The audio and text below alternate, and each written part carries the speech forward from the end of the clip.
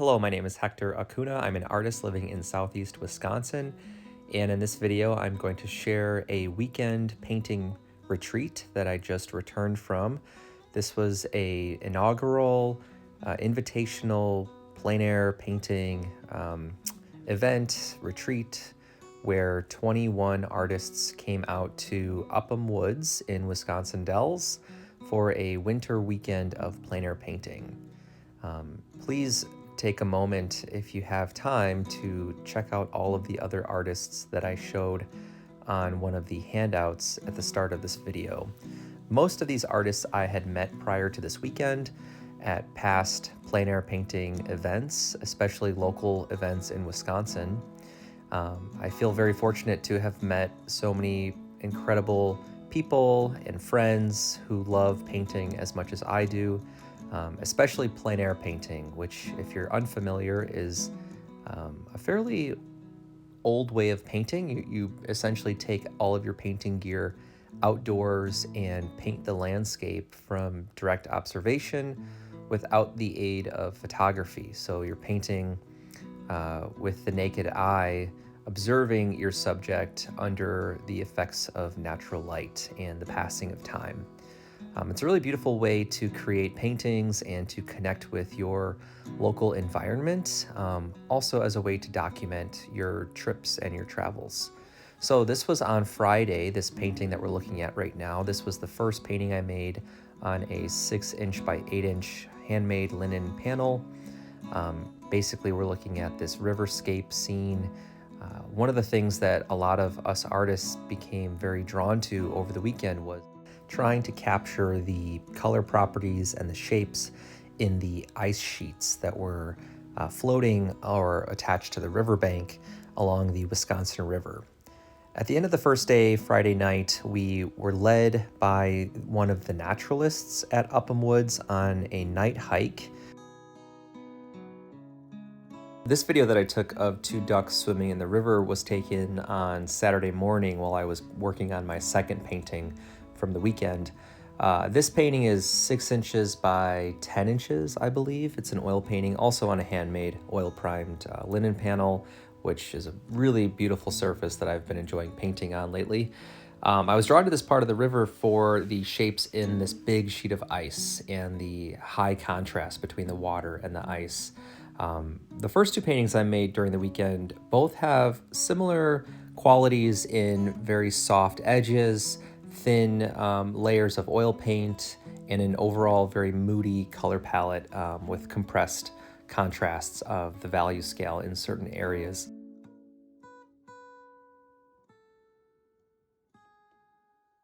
Upham Woods in the summer is packed with different 4-H youth camp groups that come in and stay here on their property.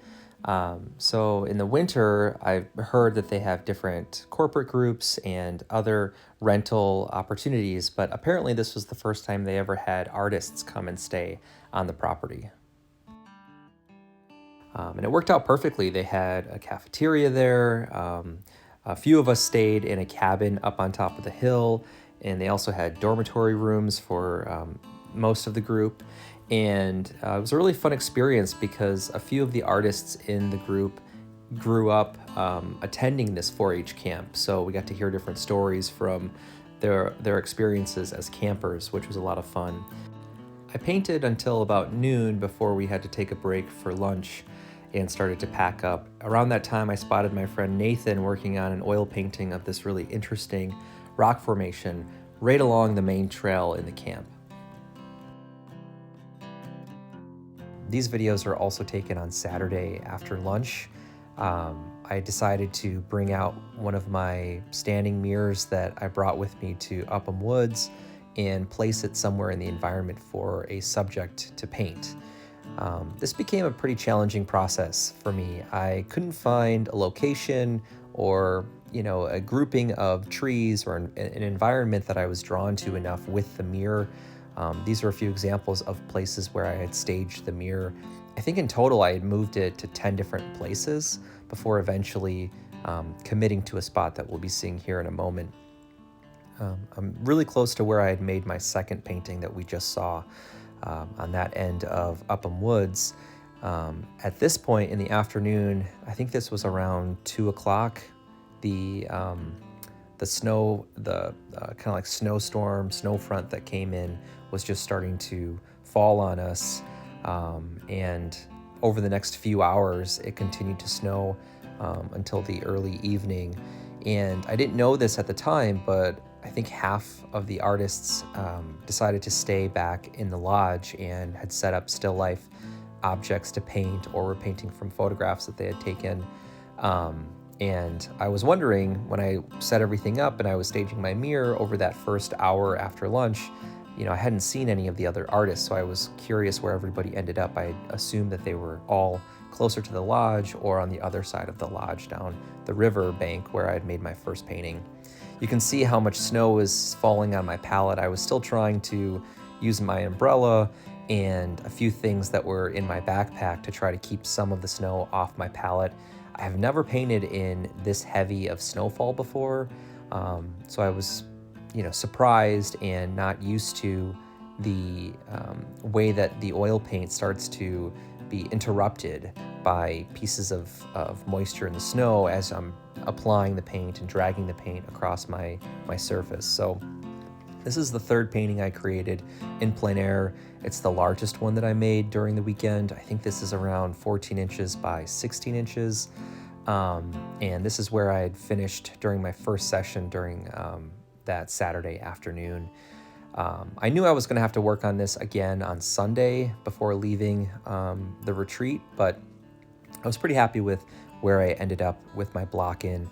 As you can tell, with the overcast, diffused light from the snowstorm, everything was very muted and really compressed in terms of the contrast. But this is right before I had packed up. You can see how much snow was getting in the way of mixing my colors and just in general falling all over my supplies, which was a pretty interesting challenge that was unique for me since I've never been in this type of environment painting with oils before, but it was a lot of fun. And then I packed up and came back to the lodge about an hour before we had dinner, and found 15 or 16 of the artists had set up areas around the perimeter of the room. A few people were painting portraits, and I invited my friend James Faecke, a watercolorist from Madison, to sit, and a few of the artists kind of sat together and painted his portrait. So you can see this small watercolor sketch made by Lynette Redner, another artist that was in the group. You can see her sitting across from my light there.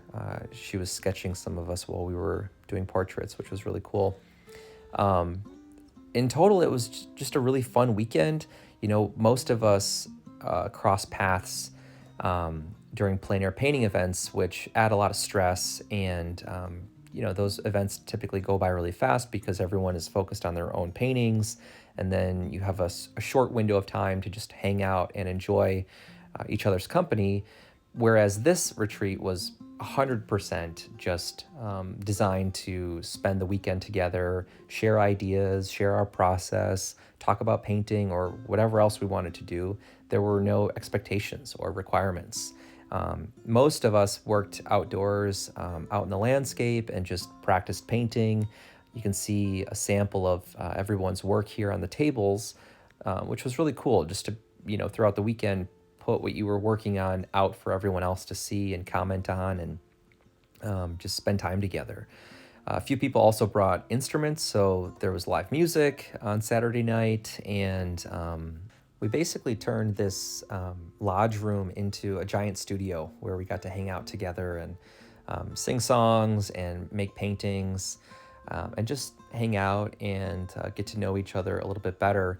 These were the 3 portraits that I made from observation of 3 of the artists that were in the group. So it was James, Naomi, and Paul. So that was really enjoyable to sit and paint their portraits. And then Sunday morning, I decided to bring my mirror back out and my painting, and just go out and see what the light was going to look like, since we didn't have any clouds. We did not have snow expected on Sunday.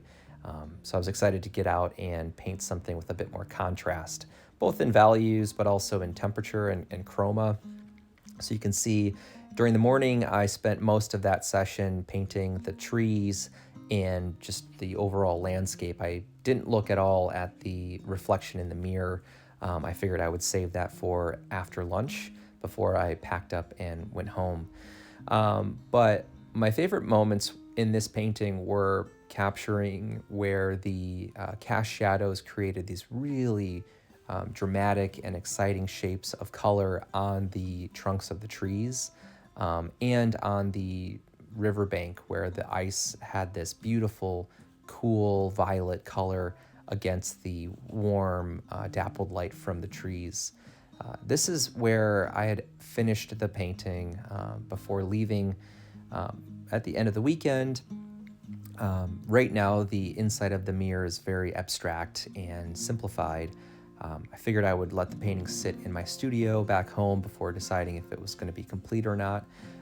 The nice thing about this mirror idea is that if I don't really love what I'm seeing in the mirror, I can always set it up somewhere else and juxtapose the space with a different environment instead, creating some interesting opportunities for narratives to develop or different concepts to emerge in the work. Stay tuned to see where this painting ends up. And if you're not already signed up for my newsletter, I'd like to invite you to visit my website, acunaarts.com, which is linked down in the caption of this video. There you can stay up to date with current events.